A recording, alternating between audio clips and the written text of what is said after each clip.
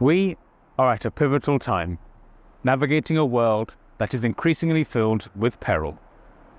Ongoing conflicts show no sign of abating, divisions are running deeper than ever, and humanity's value for one another seems to be at an all-time low.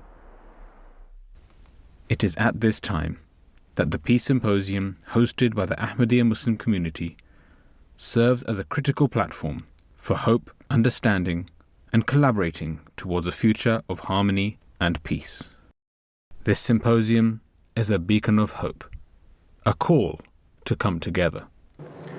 At the heart of these events are the inspirational guidance of Hazrat Mirza Masroor Ahmad, may Allah be his helper, the fifth caliph of the Ahmadiyya Muslim Community, who for the past 20 years has spoken of the vital importance of justice, peace, and respect among communities worldwide. His messages, filled with wisdom and foresight, urge us toward a path of empathy and unity, highlighting the gentle power of compassion in preventing the discord that threatens our global family. This symposium being held at the Batuftu Mosque in London, and its theme for this year, Building a Sustainable Peace, represents more than a meeting of minds. It's a collective commitment towards building bridges, engaging in meaningful dialogue, and to committing to a future where peace is not just an ideal, but a lived reality for all.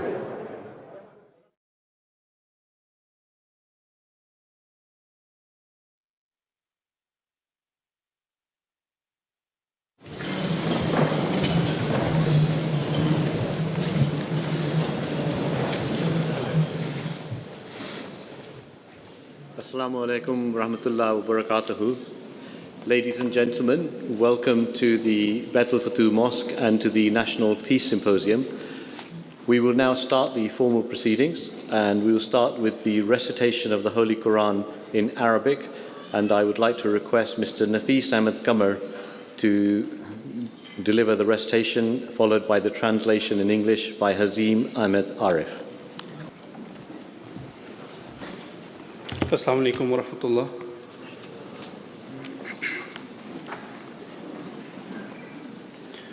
أعوذ بالله من الشيطان الرجيم.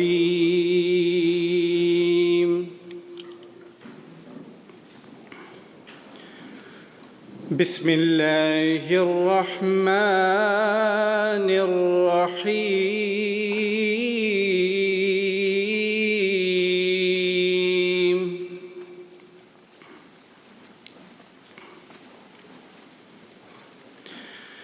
يا أيها الذين آمنوا كونوا قوامين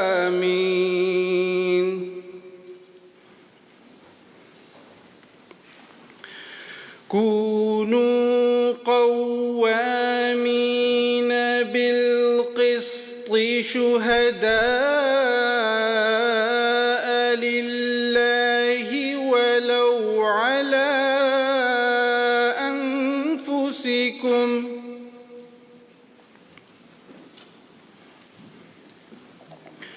ولو على أنفسكم أو الوالدين والأقربين إن يكن غنيا أو فقيرا فالله أولى بهما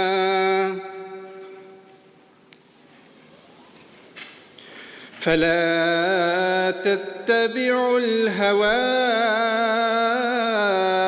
أن تعدلوا وإن تلووا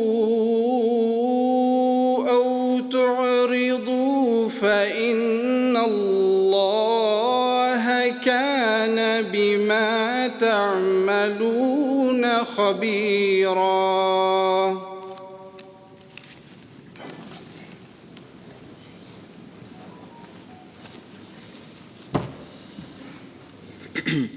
Assalamu alaikum wa rahmatullahi wa barakatuh. May the peace and blessings of God be upon you all. The verse recited before you today has been taken from chapter 4, verse 136 of the Holy Quran. The English translation is as follows: I seek refuge with Allah from Satan the accursed. In the name of Allah, the gracious, the merciful. O ye who believe, be strict in observing justice, and be witnesses for Allah, even though it be against yourselves or against your parents and kindred. Whether he against whom witness is borne be rich or poor, Allah is more regardful of them both than you are. Therefore, follow not your low desires, that you may be able to act equitably. And if you hide the truth or evade it, then remember that Allah is all aware of what you do. Thank you very much. Thank you. We have our first speaker, and I invite the National President of the Ahmadiyya Muslim Community UK, Mr. Rafiq Hayat, to give the welcome address.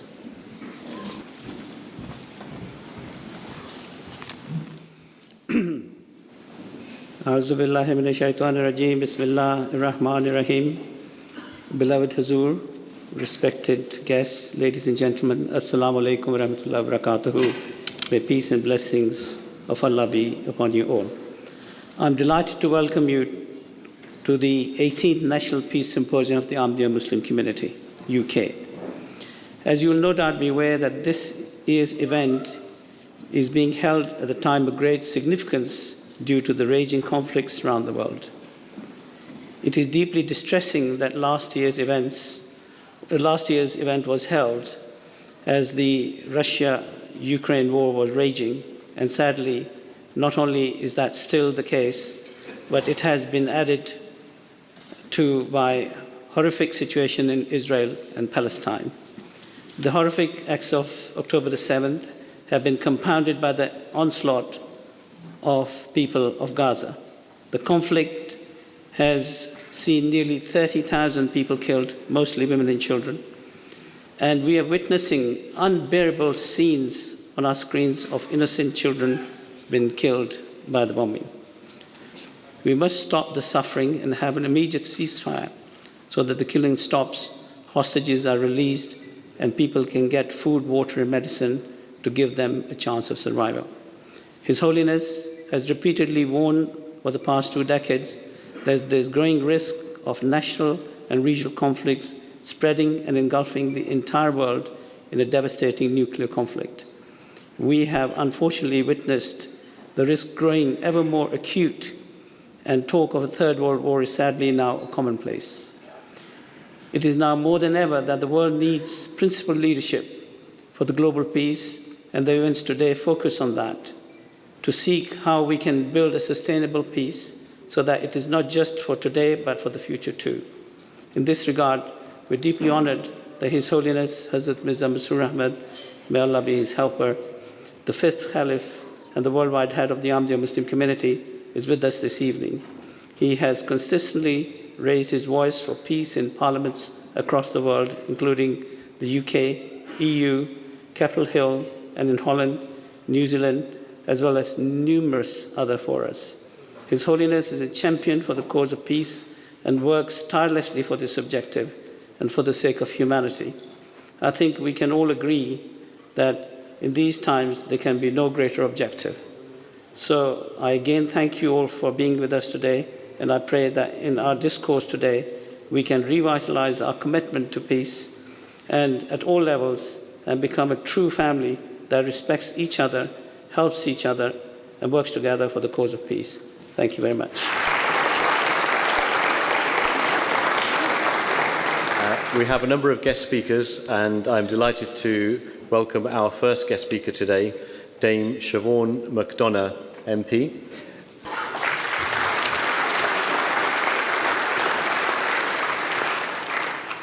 Good evening, everybody. It's a privilege to be with the Ahmadiyya community this evening. I am honoured to be around so many friends, community leaders, and most importantly, that His Holiness is able to deliver the keynote speech. The themes for tonight's event is building a sustainable peace, and we all know that there is only one place to start, and it is with pain and sadness. The pain and sadness of war that has been going on for far too long. It is now 154 days since the appalling war began, and since that day, the killing has gone on. Flattened cities and refugee camps and hostages in chains. I'm sure you are with me in saying that not a day has gone by without being horrified by the images of war in Gaza. Disease and hunger are rife, with very little aid being allowed to reach those in desperate need. Before the crisis, about 500 trucks a day were getting in, and today the figure is less than 95. The destruction of at least 16 cemeteries add further to the horrors of the attacks in Gaza. I'm no expert in foreign policy, and I'm certainly not the Foreign Secretary, but I can join with everyone here today in saying that we want the agony and the fighting to stop. And what better place to make that plea? The Ahmadiyya community has been at the forefront of calling for peace since the very start of the conflict. It is His Holiness who urged all world powers to de-escalate and work towards a lasting, peaceful solution. There is no way out of the crisis without the hope that both Palestinians and Israelis have a path to security, justice, and an opportunity in lands that they can call their own. Hamas and Israeli hardliners want to bury a two-state solution, and we need to show that we will not let that happen. Thank you. Our next guest speaker is Jonathan Lord MP.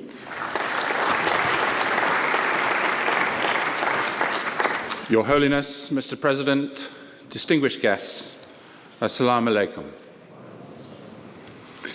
On behalf of the residents and communities of Woking and of Surrey, and on behalf of the Conservative Party, I extend my heartfelt congratulations to you on the occasion of the 18th Annual Peace Symposium at this Western Europe's largest and most impressive mosque.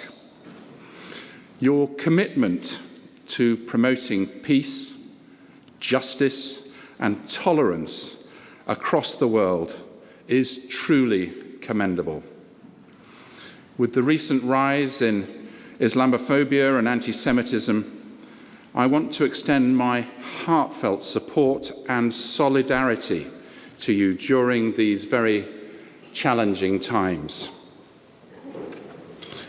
It also pains me to know that your community continues to face persecution in Pakistan and around the world. In the face of such uncertainties in the international situation, Your Holiness and your community have been true beacons of peace, reminding us of the values that should unite us all: the shared belief in freedom, the right to choose, and the freedom to worship. The Ahmadiyya Muslim Community's motto of love for all, hatred for none is truly wonderful, and more needed at this time than at many times in the recent past. And it should resonate with people of all faiths, all religions, and those of none. Thank you. Our next guest speaker is the Right Honourable Sir Ed Davey MP, the leader of the Liberal Democrats Party.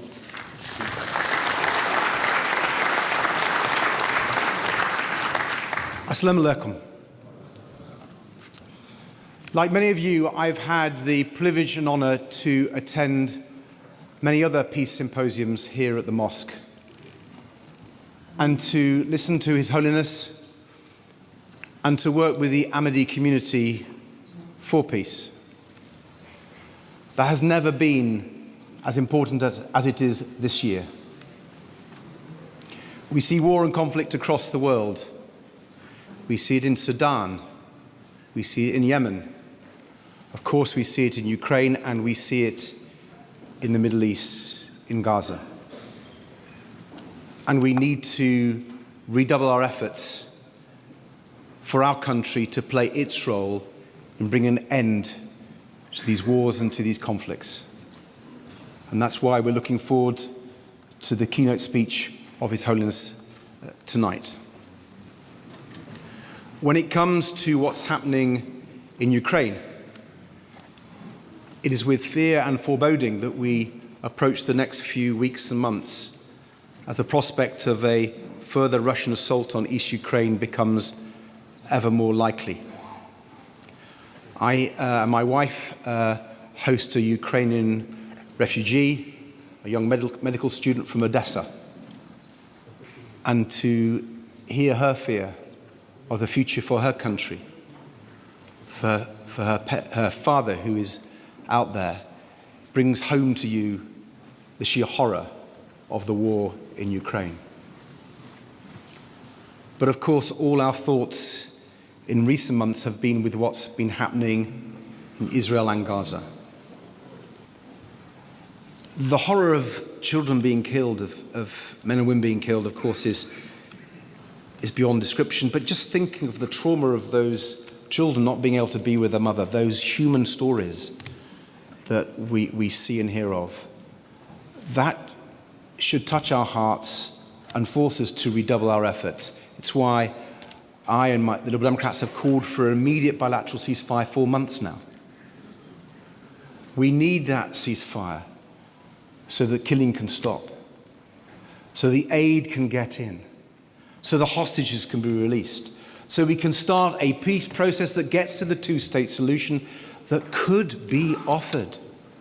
And I'm looking forward to His Holiness speech to talk about what's happening and how we can play our role, all of us play our role. Thank you.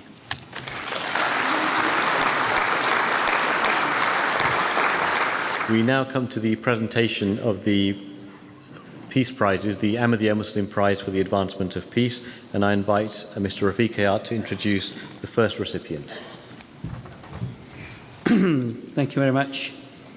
This year we are presenting 2 awards for 2020, which we were not able to present due to COVID, and the prize for 2023. It gives me great pleasure to share with you the 2020 recipient of the Ahmadiyya Muslim Peace Prize for the Advancement of Peace is Eddie Roach from Ireland. Eddie started her journey in the 1980s with the Irish Campaign for Nuclear Disarmament and devised a peace education program that was delivered to several schools across Ireland. In 1990, she became the first Irish woman elected to the board of directors of the International Peace Bureau at the United Nations in Geneva, and in 1997 was a candidate for the presidency of Ireland. In 1991, she founded Chonable Children's Project International, which gives aids to children who have been deeply impacted by nuclear disaster. The organization raises approximately 1.9 million euros on an annual basis for children in Belarus, Western Russia, and Ukraine. We are proud to welcome Eddie, someone whose work has brought light to people's lives from a very dark situation. We congratulate Eddie.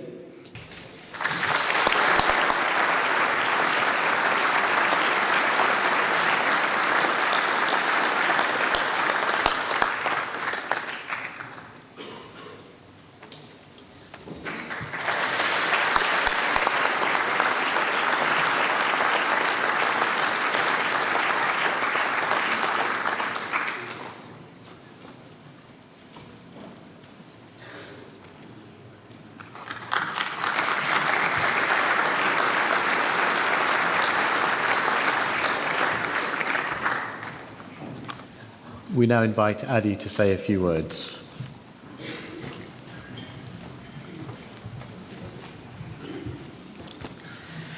Salam alaikum from your neighbouring island of Ireland.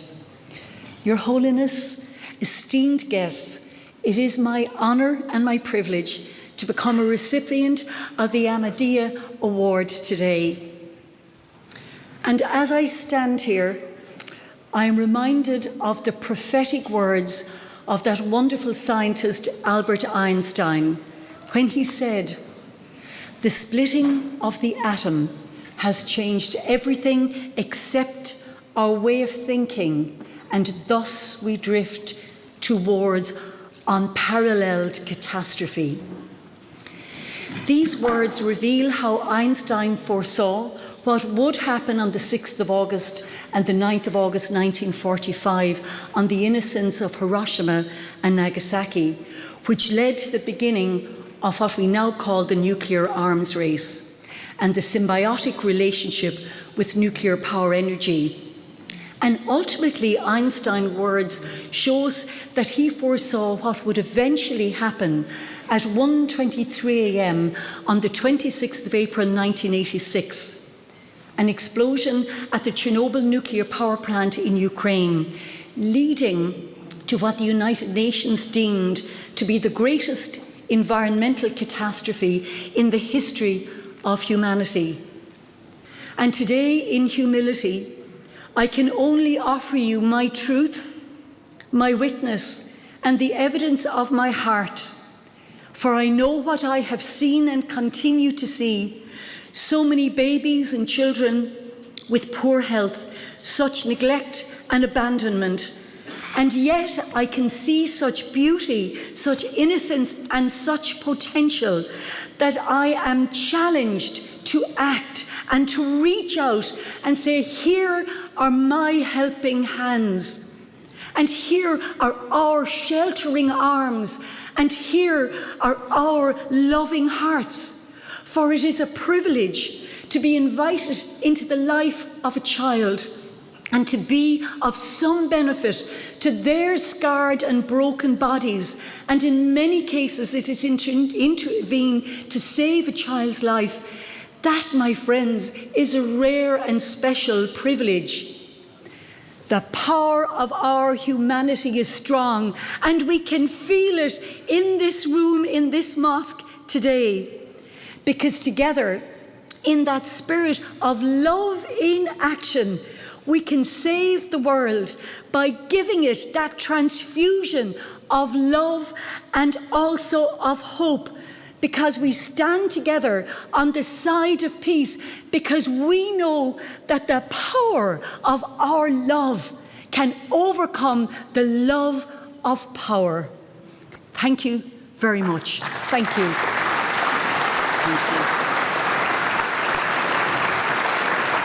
Thank you very much. The second presentation this year gives me great pleasure to announce the winner of the 2023 Ahmadiyya Muslim Peace Prize is David Spurtle from the UK. David was a teacher from Hon Church in the UK when he visited Lebanon in 1983 during the Lebanese Civil War and saw first-hand the suffering of children who were in dire need of help. The charity helps by providing shelter, food, education and healthcare for children with mixed or in-home support, where possible, and in family homes where that is only option to give children life chances. Whilst now retired, Mr. Spurtle still has strong links with this charity. The mission and work that was inspired by him continues to grow today at an international level.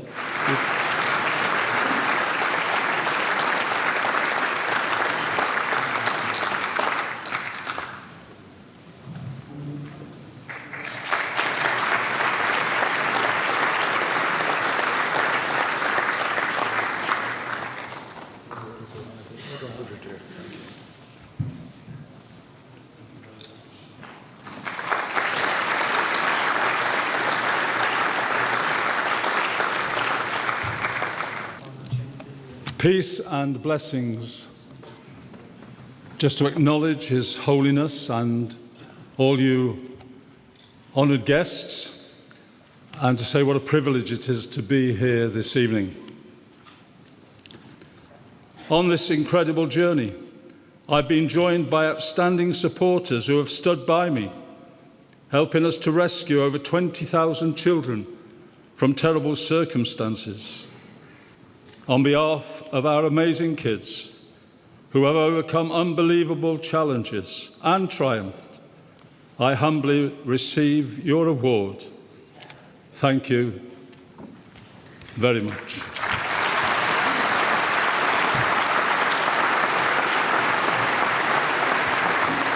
It now gives me great pleasure and honour to invite the keynote speaker, His Holiness Hazrat Mirza Masroor Ahmad, the worldwide head of the Ahmadiyya Muslim Community.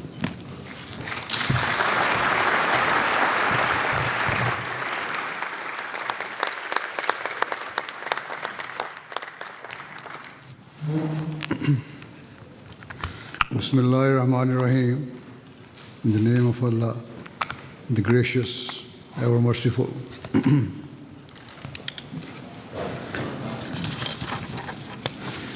All distinguished guests, Assalamu alaikum wa rahmatullahi wa barakatuh. Peace and blessing of Allah be upon you all. Today, once again, we have gathered together for this event hosted by the Ahmadiyya Muslim Community to discuss and reflect upon how we can bridge division in society and establish genuine peace in the world. For over 2 decades, I have urged governments, politicians, and all people to play their roles in ensuring social cohesion of our individual societies and the wider peace and harmony of the world. I have expressed my views on how we can bring an end to all forms of warfare, whether conflicts fought falsely in the name of religion or those which are overtly geopolitical.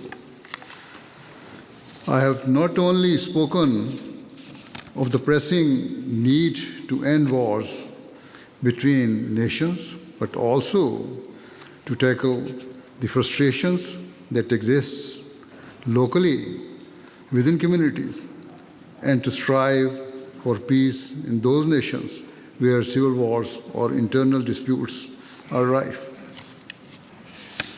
Certainly, history teaches us that internal conflicts can spiral into regional wars, often fueled by the interference and influence of external powers and foment instability and division in other countries to serve their interests.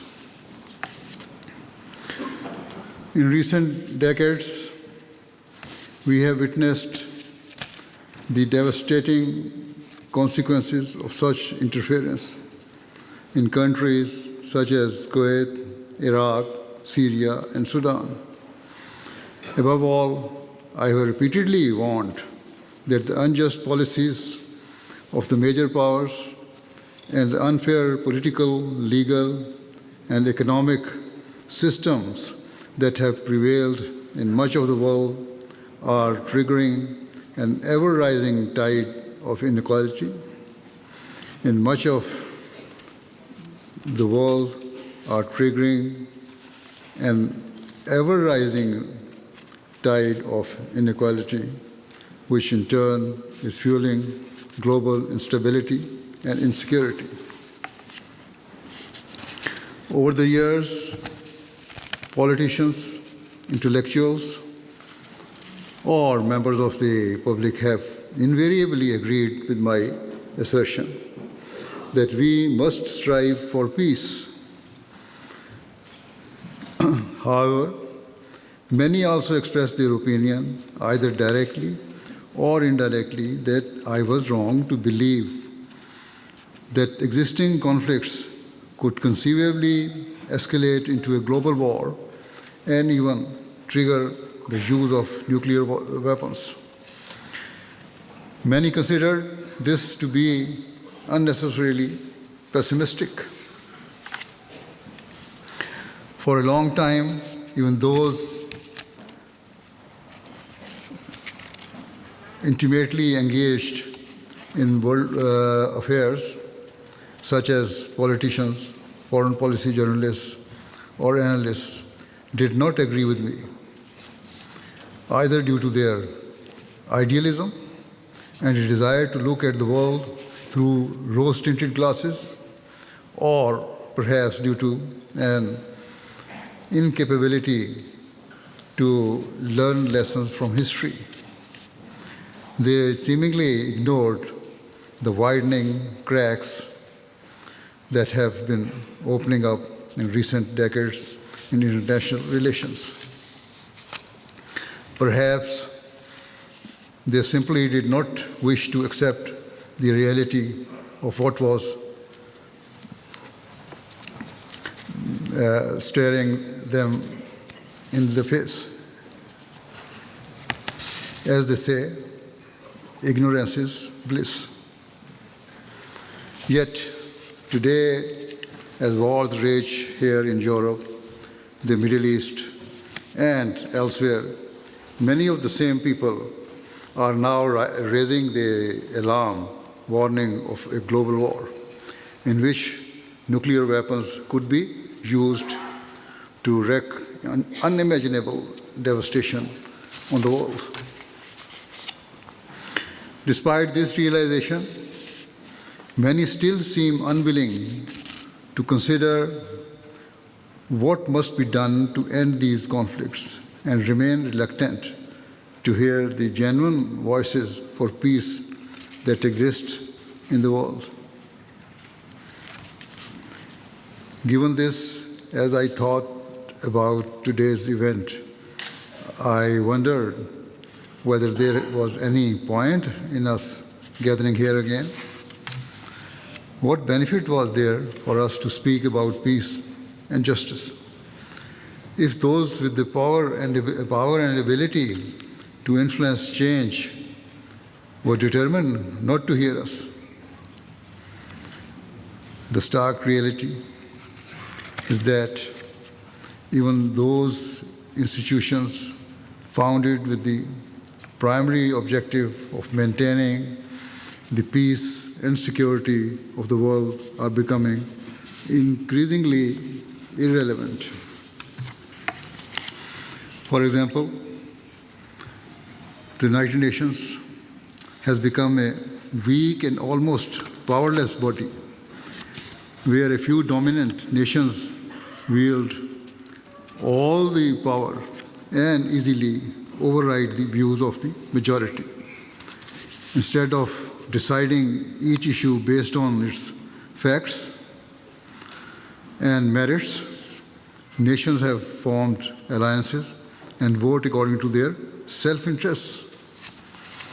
Ultimately, critical decisions are made by a few privileged nations in whose hands rests the veto power. Instead of faithfully serving the cause of peace and justice, they wield their veto like a trump card wherever their narrow interests are threatened, irrespective of whether their decision shatters the peace and prosperity of other nations and leads to the death and destruction of scores of innocent people. Let it be clear, therefore, that where a veto power exists, the scales of justice can never be balanced. Nonetheless, despite these reservations, I realized that I must use this opportunity to speak because Islam teaches Muslims never to waver in the pursuit of peace. It teaches us to speak the truth so that when held accountable before Allah the Almighty, a believer can truthfully claim to have tried his utmost to save his creation from destruction. Furthermore, the Holy Prophet of Islam, peace and blessing of Allah be upon him, has stated that the greatest form of jihad, a term that is consistently misunderstood and misrepresented, is to speak truthfully and courageously before one's leaders, especially those who are hard-hearted, unjust, and cruel. Certainly, if weaker nations or individuals like myself, who have no political affiliation, try to speak up, it is rarely appreciated, and those who do can face difficulties or risk sanctions. Despite this, the Ahmadiyya Muslim Community, based on the teachings of Islam, continues and will always continue to strive earnestly in the cause of peace and champion the rights of those who are powerless and are the victims of injustice. We will, God willing, constantly endeavor to use whatever means we have to influence those within our reach, be they politicians, policymakers, intellectuals, and others, towards establishing peace in the world. Indeed, some of you may well be aware of the consistent efforts our community is making to foster peace and to alleviate the suffering of those who are in grave physical or emotional distress. And so, after these introductory words, I now wish to offer my thought on how to establish peace in the world. As far as religion is concerned, none of the founder of the major religions, whether Prophet Jesus, Prophet Moses, or any other prophet of God, nor the founder of Islam, the Holy Prophet Muhammad, peace and blessing of Allah be upon him, ever taught that their followers to disregard the peace of society and to resort to injustice or aggression. While it is true that in certain extreme circumstances they permitted the use of limited force, it was always exerted solely with the intention of ending warfare and oppression. As for Islam, it literally means peace, and every aspect of its teachings reflect this meaning. For instance, in chapter 42, verse 41 of the Holy Quran, Allah the Almighty commands that where a person or nation has been wronged, they must never respond disproportionately or stray into realm of seeking revenge. Furthermore, Allah says that it is better to forgive if it can lead to reformation. Chapter 49, verse 10 of the Holy Quran says that if two nations are at war, neutral parties should mediate between them and strive to establish peace based on the principles of justice and equity. If having reconciled, one party violates the terms of the agreement and again resort to warfare, other nations should forcefully unite against the aggressor until it desists from its aggressive conduct. Once it stops, the other nations must also cease using force. The objective should always remain to build sustainable peace underpinned by justice. It should not be that a third party take advantage of the vulnerability of the warring parties by usurping their rights for his own benefit. If this principle were observed at the United Nations and other relevant bodies, conflicts would be resolved far more amicably and swiftly. However, it will prove impossible for true peace to emerge so long as nations, either directly or through their powerful allies, can utilize a veto power. Regrettably, due to its inherent lack of justice, the fate of the United Nations seems set to mirror that of its failed predecessor, the League of Nations. And if the system of international law, weak as it may be, completely collapses, the resulting anarchy and destruction is beyond our comprehension. Whilst there are myriad of conflicts taking place in the world, the most pressing and dangerous are those taking place between Israel and Hamas and the ongoing war between Russia and Ukraine. Some people may believe or may have been conditioned to think that the conflict between Israel and Palestine is a religious war. However, in reality, it is a geopolitical and territorial conflict. As for the war in Ukraine, it is very evidently a geopolitical war being fought for territorial reasons. I firmly believe there is only one way to end these wars: by ensuring that justice prevails and that whatever settlements are made are based on equity, as opposed to what better serves the interests of external powers. Otherwise, there is no benefit to the United Nations or international laws, and the only rule that shall hold weight will be the one that declares might is right. In terms of the Ukraine war, Russia has a veto power at the UN Security Council, whilst in effect Ukraine also has won by virtue of its alliance with those Western nations who have permanent membership of the Security Council. How can a settlement be agreed if both sides can effectively wield a veto? Why would either party be motivated to move even an inch if they know they can veto any deal not weighted entirely in their favor?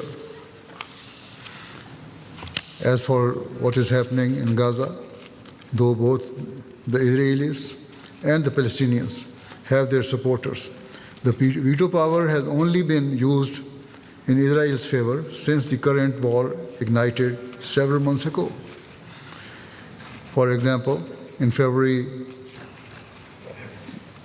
13 out of 15 members of the UN Security Council voted in favor of an immediate ceasefire in Gaza, but the United Nations utilized its veto, United States utilized its veto power, and the resolution was defeated. How can peace be established where the majority view is so easily discarded? That is not justice. Instead, it is a rejection of democracy and principle of equality.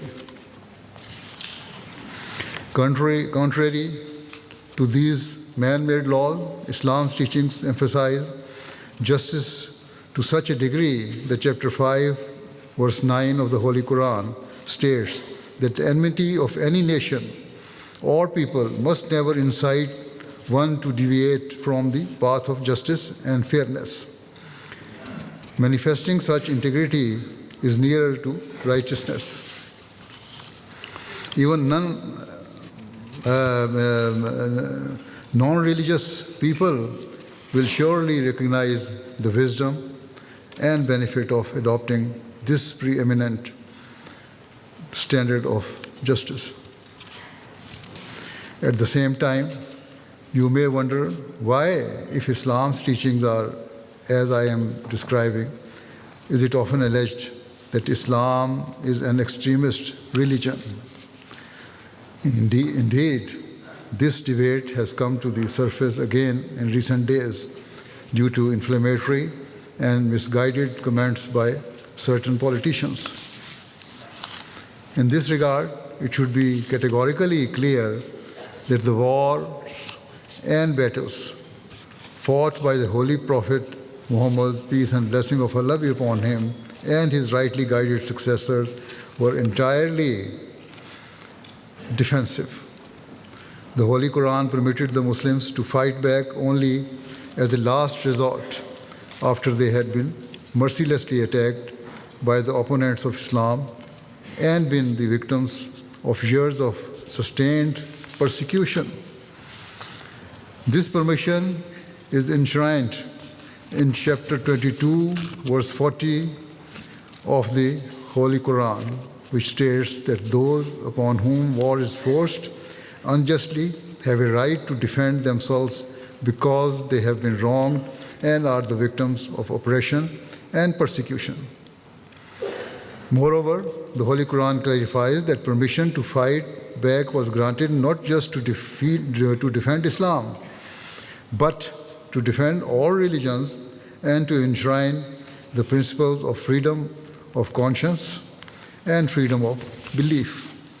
Thus, in subsequent verse, Allah the Almighty states that if He did not stop those who transgress by means of others, then churches, synagogues, temples, mosques, and all other places of worship where the name of God is oft recited would be destroyed.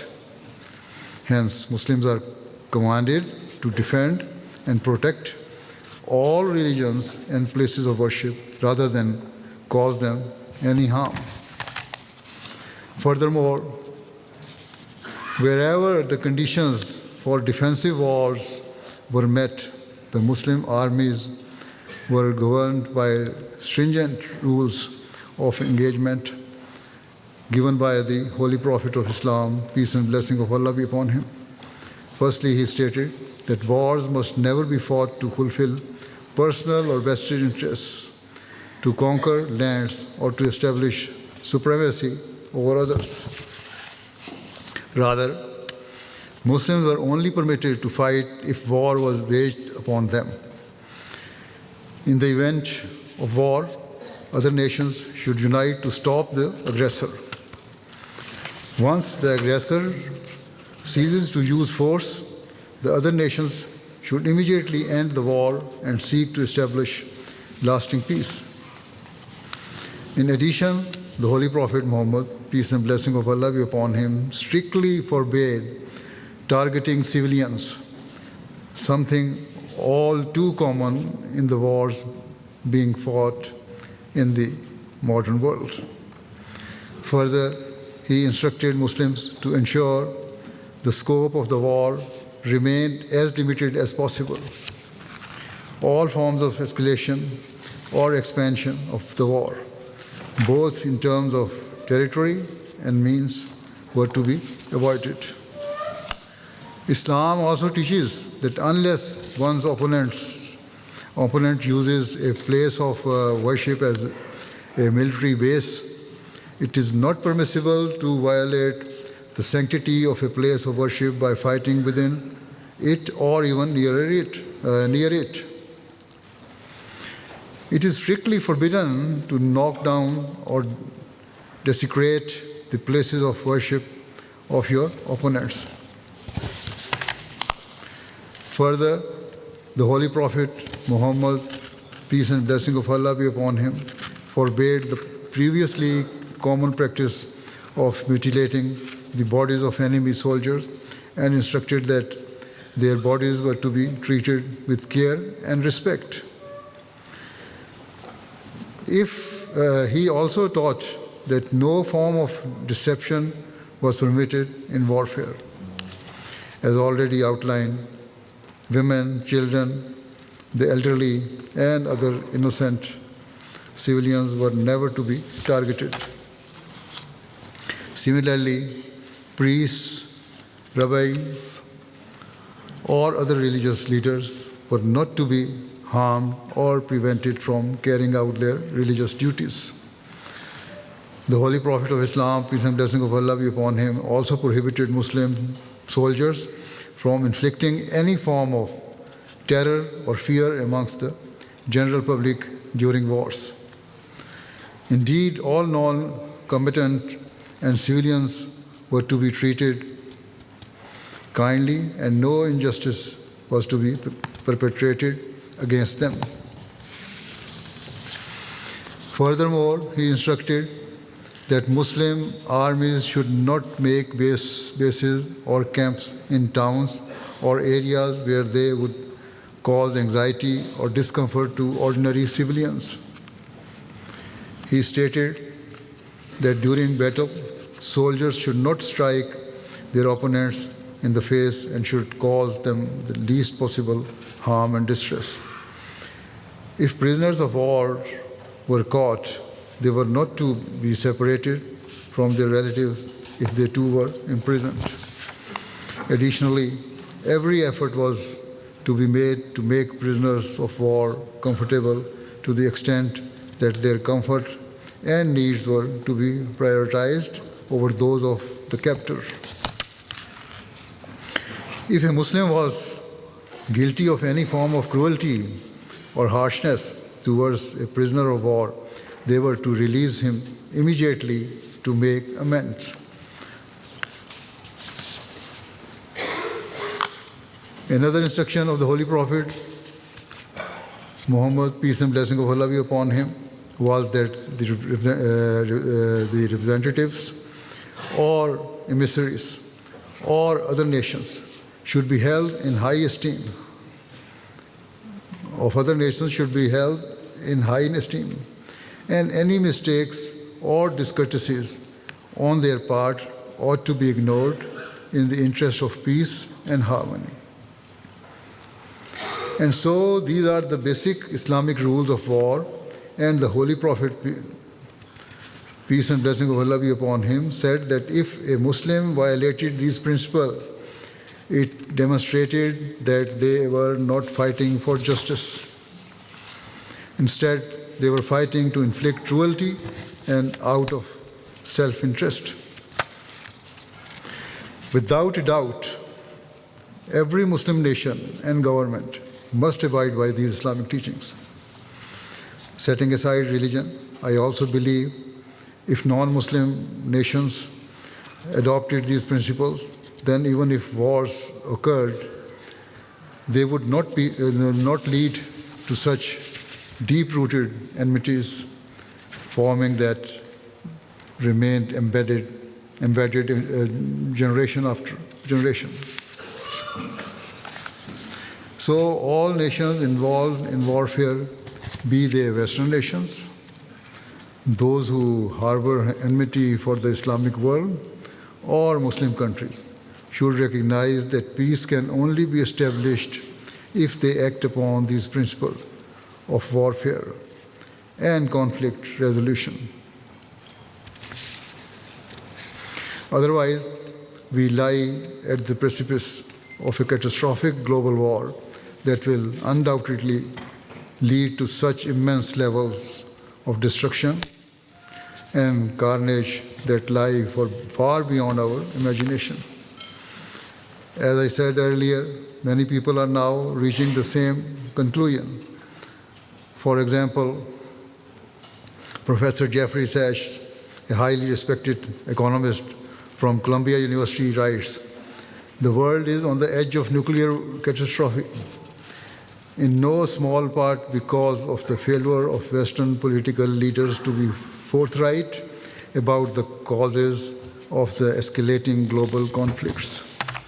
He continues, "The relentless Western narrative that the West is noble while Russia and China are evil is simple-minded and extraordinarily dangerous. It is an attempt to manipulate public opinion, not to deal with very real and pressing diplomacy.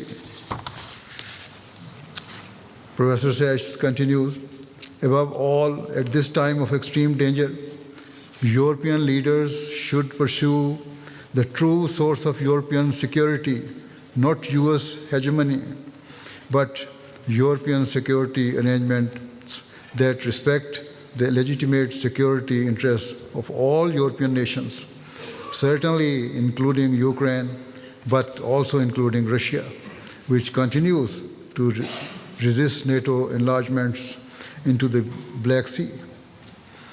At this stage, diplomacy, not military escalation, is the true path to European and global security. Furthermore, much has been written or spoken about the ongoing war between Israel and Hamas and the grave humanitarian situation in Gaza that worsens by the day. For example, during a recent interview, US Senator Bernie Sanders, who himself is Jewish, strongly condemned the actions of the Israeli government.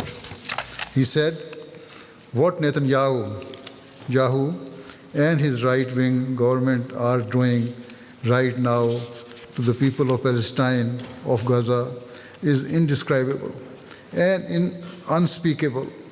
I mean, we are looking at 25 to 26,000 people who have been killed already. This was the figure when he wrote this or he interviewed. Now this figure has gone beyond this number. 2/3 of whom are women and children. 65,000 people have been wounded. We are looking at 70% of the housing units in Gaza have been damaged or destroyed. You are looking at 1.8 million people pushed out of their homes. God knows where they are going. Senator Sanders continued by saying, right now, and I hope everybody hears this, you are looking at the possibility of hundreds of thousands of children starving to death. And we in the United States, through our financial support of Israel, are complicit in what is happening. And I will be damned if I am going to give another nickel to the Netanyahu government in order to continue this war against the Palestinian people. Asked if and how a settlement could be reached in the Middle East, Senator Sanders said, the history of the region is terrible. It deals with the Holocaust, 6 million Jews. It deals with the displacement of hundreds of thousands of Palestinians from their homes. But at the end of the day, the Palestinian people are entitled to a homeland of their own, so we are talking about a two-state solution. In addition to the two people I have quoted, many other commentators are now reaching the same conclusion about the critical state of the world I have long warned of. I take no satisfaction in this. Rather, with all my heart, I hope and pray that before it is too late, the world comes to its senses and brings an end to the brutalities and wars taking place in the world. Certainly, it is my opinion that there should be a full ceasefire between Israel and Hamas or Palestine, and also in the war between Russia and Ukraine. Thereafter, instead of inciting their respective allies towards further warfare, all members of the international community should prioritize ensuring relief effort or stepped up to help those in desperate need and focus on bringing about a lasting and peaceful settlement. If instead we stand by and let these wars escalate further, countless more innocent lives will be lost. And surely history will judge us with contempt as the author of our own destruction and misery. And so, in conclusion, if we wish to save our future generation from being born with the ill effects of radiation caused by nuclear warfare and desire to save them from deprivation and desperation, and if we wish to save ourselves from their curses and laments, from their curses and laments, we must act with urgency and wisdom. Political leaders and those who have access to policymakers must take a long-term view of what is in the best interest of mankind, rather than being blinded by selfish desires to assert their superiority over others. We must all come together, setting aside national, political, and other vested interests for the greater good of humanity, and to ensure that we leave behind a prosperous world for our future generations. It is the need of the time that we must focus all our energies and efforts on establishing true peace so that we may live in a world of hope and prosperity rather than a world defined by inequality, hatred, and bloodshed. With these words, I sincerely thank all of our guests for joining us this evening and listening to what I had to say. I apologize for speaking at length, but I felt it necessary to do so given the precarious state of the world. Thank you, and once again, I express my sincere appreciation to you all. Thank you very much.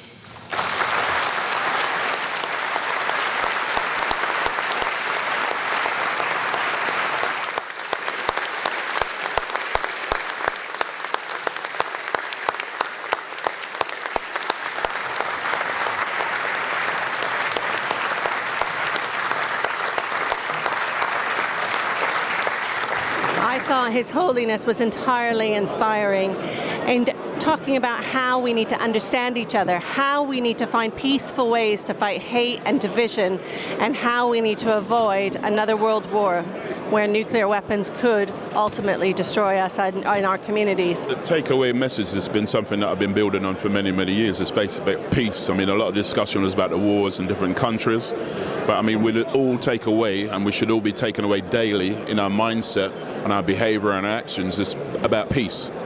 You know, you're my brother, you're my sisters, we should be taking care of each other.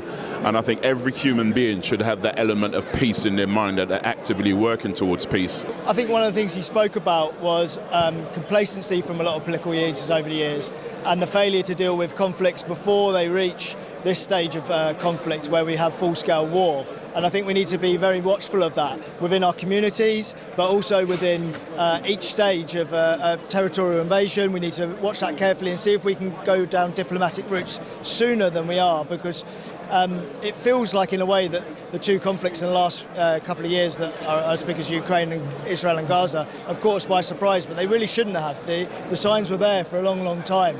And we're seeing signs even within our own communities now with Islamophobia and anti-Semitism. These are things that we need to contain and deal with in a peaceful manner much, much sooner. Our international human rights law is failing us. That's the message I got from his speech, that we are not doing enough as a global international community. And I hope that, being a lawyer myself, I can contribute to changing that. I think for me what really stood out is the diversity of faith in the room, and seeing the leader of the Ahmadiyya Muslim community give an award to a Christian leader who's leading a Christian organisation for Christian charitable work. To see that level of interfaith and that level of love between the communities was really inspirational. You know, especially at this time, it was raised by numerous of the speakers.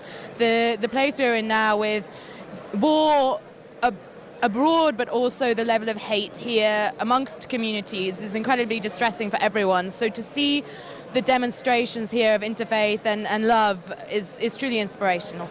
Events such as these have an impact in the way they're able to bring people together from across different nations, and it enables conversation to happen in ways that doesn't happen in our day-to-day life. And I think it's very important that also we get to know each other, because only by knowing each other we also lose prejudgments and also the fears. I'm very pleased to have been invited here tonight and to very much support His Holiness and everything he had to say in his speech. I thought that His Holiness's address was extremely powerful. It was really a tour de force of all the challenges that we're facing across the world in areas of conflict. You know, in essence, I'm sure we all support his aims, and I think the wonderful thing about him is that he is about peace. He's not a politician, and he will go on and on and on. I thought it was very measured, very detailed. A lot of places you go, around these topics, they are trying to, change the topic. They're not very specific. He's very forward, very detailed. He's not missing his words. Peaceful, but was very clear. He wasn't saying watering things down, which I think is important. I felt very emotional because he is the only leader that I know or that I've come across that actually speaks it as it is. He speaks about the dangers of if we ignore the progression towards making war and more of a nuclear exchange, we ignore it at our peril. And the whole of civilization will pay the ultimate price. And I believe His Holiness has foreseen this in the last number of years. And I think people now are beginning to listen with a new set of ears, because they understand that actually his vision of what, unless we bring about peace. So I just love the whole idea of a community being absolutely knitted together with one sole purpose, and that is the creation of world peace. I think the message tonight was very important, because especially in today's context, the geopolitical context, it's very important that we have people who advocate for peace. I've always said that it is just two words I have to describe the Ahmadiyya Muslim community, and it's discipline and courtesy. With all the speeches tonight, I felt them very inspirational. They've resonated an awful lot with me. And I wish more people could actually hear these type of addresses, because I'd like to think that they'd resonate more with the general public, and perhaps we could start changing people's opinion and how we treat each other.